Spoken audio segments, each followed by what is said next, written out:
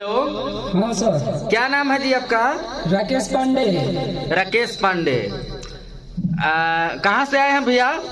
हम तो आए हैं नवीन गांधी नगर से। अच्छा, खजूरिया बगल में पड़ता है। आओ, कौन बता दिया आपको यहाँ? मैं एक यूट्यूब पर गाना सुना था गुड़िया राज का। हाँ। हमारा ढोरी में दूध भात खइबो, राजा अमर हो जाइबो। अच्छा, ढोड़ी में दूध भात वाला। हाँ। ओ, तो ऐसा लगा कि हमको भी फीलिंग हुआ। हाँ। तो हमने भी एक गाना लेके आए हैं। अच्छा, तनी फील दे के छील दे लो ढोड़िए पिया। मैंने ढोड़ी छीलने वाला गाना आप लेके आए हैं? हाँ, बहुत हमको गाना पसंद पड़ा ना, इसीलिए हम भी एगो ढोड़ी छील दिए। अच्छा, कौन है राइटर आपके गाने का? कवि नरेश जी। कवि नरेश जी। कैसे गाना है कि तनी फील देके, रात फील देके, रात फील दे के छील दे लो ढोड़िए पिया। माने ढोड़ी छिला गइल बा। जी। चलिए आई तो एकरा के भाव में ले आओ। हाँ। म्यूजिक पर। हाँ। रेडी।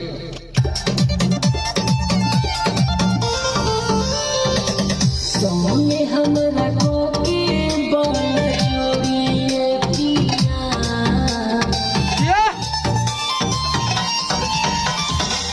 सोने हमरा को के बनोरिए पिया। फील दे के छील दे लो ढोड़िए पिया। फील दे के छील दे लो ढोड़िए पिया। ए महाराज, आवाज तरह और साफ मिठू मार्शल खाने लगता। उन्हीं के गांव से है ना, उन्हीं के जिला भी पड़ता है। अच्छा, मिठू मार्शल के गांव से हैं? जी, मोतिहारी जिला। मोतिहारी जिला से। जी। तनी जोर से गाई तो रात फील दे के। रात फील दे के छील दे लो ढोड़िए पिया।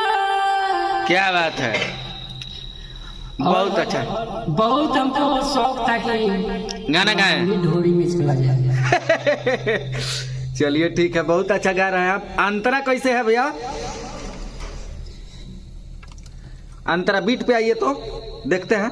ठीक है। रेडी? हाँ। धीरे से धीरे से बनाई दिया कोमर के धीरे से। मोरा तन धीरे से छुअतन धीरे से ककरी बनाई दिया कोमर के धीरे से। सीखल कहाँ से मुँह जोड़िए फील दे के छील दे लो ढोड़िए पिया।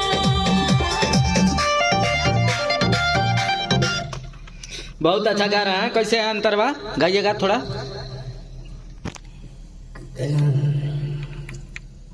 के बोला चोरी हमके जैसे देखना पड़ेगा आज। हाँ। निकालिए मोबाइल में से, निकालिए आप। तब तक ही लड़का सबको देखते हैं कहाँ से आया है सब।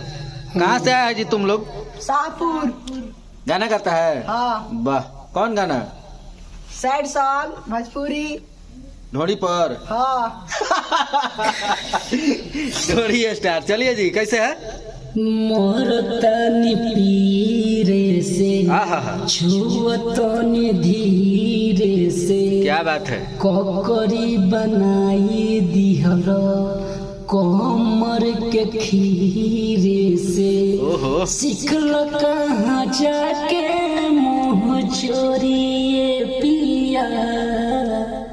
रात फील दे के छील दे लो ढोड़िए पिया। बहुत अच्छा, बहुत अच्छा। मैंने ये औरतिया कहती अपना दूल्हा से। जी। वाह, क्या बात मान लिए कि सोटा पहना होगा पति, हाँ अब सोने गया तो कहीं लग गया होगा। छिला गया होगा। जी चलिए अंतरा में प्रवेश कीजिए, लास्ट अंतरा जी। कैसे है गाइएगा? लास्ट अंतरा गा दे रहे हैं बड़ा हरा पासवर्ड लगाए हैं मोबाइल में जी। जी, लगाना पड़ता है, हाँ। नहीं तो आजकल वाइफ लोग सॉफ करता है।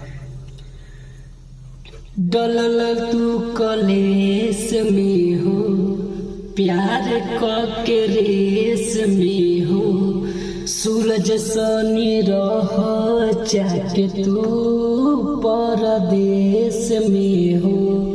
राकेश पांडे तोड़ी दी कमरे पिया, रब फील देके छील देलो ढोड़िए पिया। माने राकेश पांडे आप ही का नाम है ना? जी जी जी क्या बात है। चलिए आइए, रेडी? जी जी जी।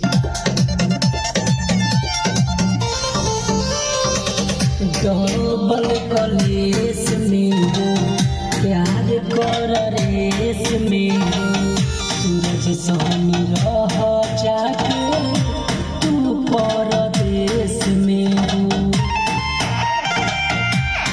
लो डबल कलेस में हो, प्यार कर रेस में हो, सूरज सोनी रह जाके तू परदेश में हो।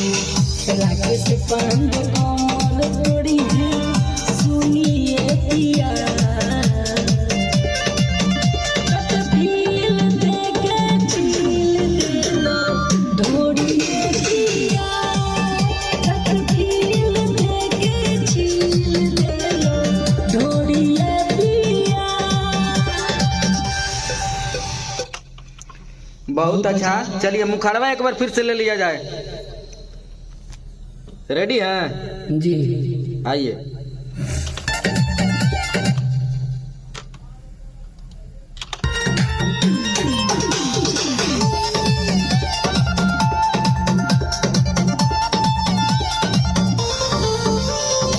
सोने हमरा को के बोल जोड़िए पिया, जियो। सोने हमरा को के बोल जोड़िए पिया, फील देके छील देलो ढोड़िए पिया, फील देके छील देलो ढोड़िए पिया। हिला दो, हिला दो। क्या बात है। बहुत अच्छा गाना लगा आपका। हो गया? जी चलिए।